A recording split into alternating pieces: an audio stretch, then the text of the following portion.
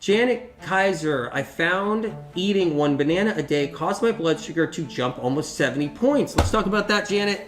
That's what we're going to talk about right now. That's because your diet is high in fat. You may not know it, but it's high in fat. If you say, well, AW, my diet's not high in fat. Okay, let's just say you're a vegan. Pretend that.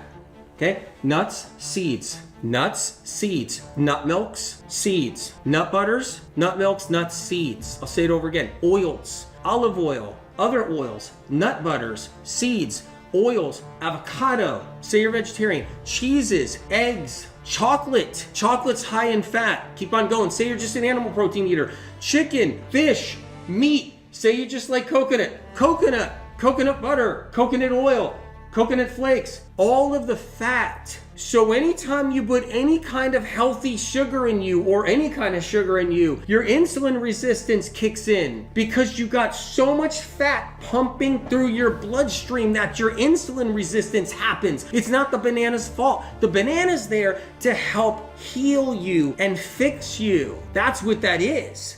Here's how it works. So you eat sugar and on its own, it will go into the place it needs to go. Your pancreas works less. So if you eat an apple, but don't have peanut butter with it, your pancreas produces less insulin. It doesn't have to go into overdrive. It puts it into reserve mode. It's reserving itself, preserving itself. But when we have that apple with peanut butter, our pancreas has to spill out additional insulin to try to somehow find the sugar, get it away from the peanut oil, and to get that sugar into cells. And that's insulin resistance, basically. What's the one thing that people should be doing for their health every day that they're not? They got to keep the fats low. That's one thing that's critical. Fats. I'm not talking about like people gaining weight and obesity. Yeah. What are you talking about? I'm talking about everybody's fatting themselves to death because every meal has fat in it. Oh, okay. It's just overt fat everywhere. They're burning their liver down. They're beating their liver down. They're tiring it out. They're thickening up their bloodstream so their immune system can't fight the fight because all that fat gets in the way. They're getting insulin resistance because they got so much fat in their bloodstream.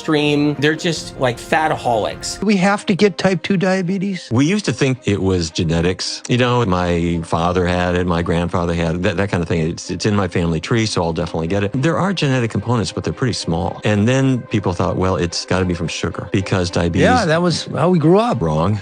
But you can understand why people would think that because my blood sugar is high. And when I eat sugar or sugary things or starchy things that release sugar, my blood sugar goes higher. So it's understandable people thought sugar was the cause. However, in the 1990s, researchers at Yale did the most amazing thing. They brought in young, healthy, skinny people and volunteers for a research study. They stuck a needle in everybody's arm and they infused lipid, fat, into their vein. And, don't try this at home. The fat was going into their veins. And this is like similar to the type of fat you'd see in a steak or a stick of butter? Yeah. And what happened was they became insulin resistant, not within weeks or days, but within hours. Wow. Fat going into their veins. So that, what's going on? They repeated the study, not with an infusion, but figured, people don't infuse fat, they eat fat. So they gave them one fatty meal. A lot of fat, about the fat that a person might eat in the course of a day in a meal. What would a fatty meal look like? Typical fast food, double... Hamburger and a French fries. Yeah, like a double cheeseburger, something like that, and a big order of fries. It's a lot of fat, but Americans eat that. And what they showed is the same thing. You can make a person insulin resistant within hours. You can get rid of type 2 diabetes. That's the easiest thing you can do. If someone came to me and they were like, I got this type 2 diabetes, what do? It's like,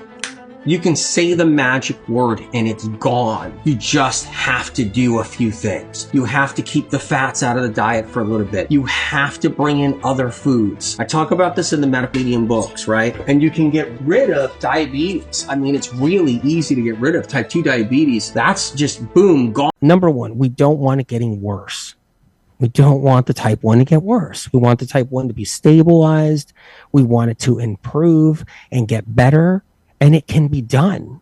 We can do that. But there's a difference between type 2 diabetes, which is a sluggish, stagnant, overburdened, overworked liver, and it's clobbered with toxins and pathogens and everything else and fat. And when you start breaking all that down, type 2 starts going away. But type 1, you got to catch early to get rid of it. So if you got food poisoning and now you're diagnosed with type 1 a month later, if you jump on it right then, you can stop it.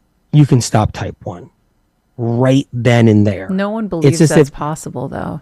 It's so possible if I it's believe someone, that. if it's jumped on early, Yeah. it's possible. I went from mattress island, bedridden to, alive and thriving.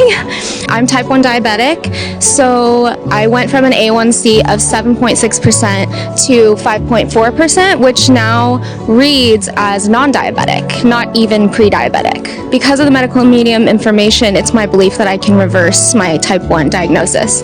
It's a tough journey. It's really tough, and we can be hard on ourselves when things don't go right and you feel like you're doing everything right and you're kind of just like, you feel like you're not getting anywhere. But if you're patient, you slowly start to notice the symptoms going away, and you have to be nice to yourself.